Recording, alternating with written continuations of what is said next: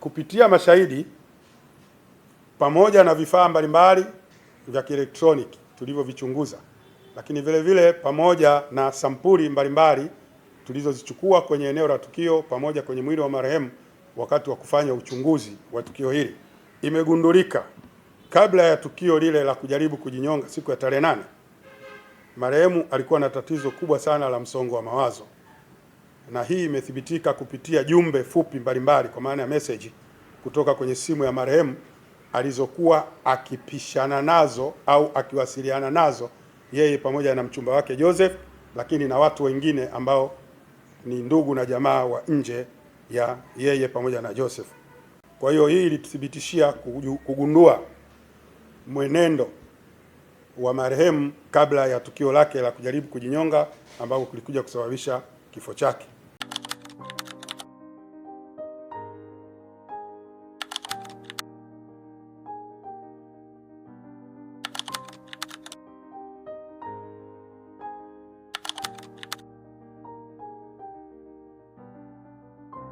Upelelezi umethibitisha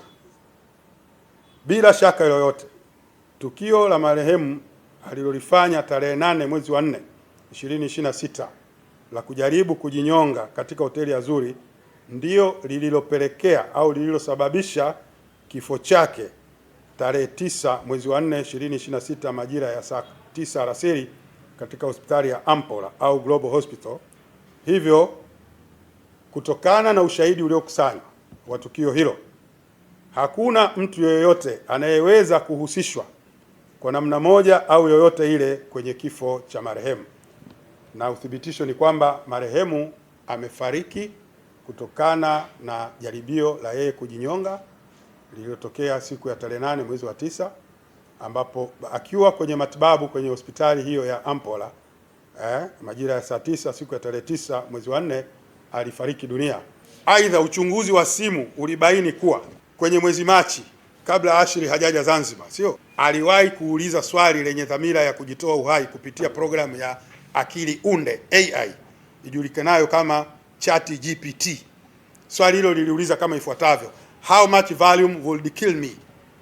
akimaanisha ameze vidonge kiasi gani ambavyo vinaweza kumuondoa uhai.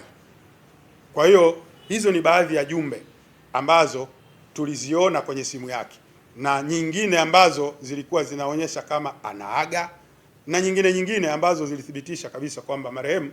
alikuwa ana tatizo la msongo wa mawazo, na kitu alichokifanya ni kitu ambacho alijipanga mapema kutaka kukifanya.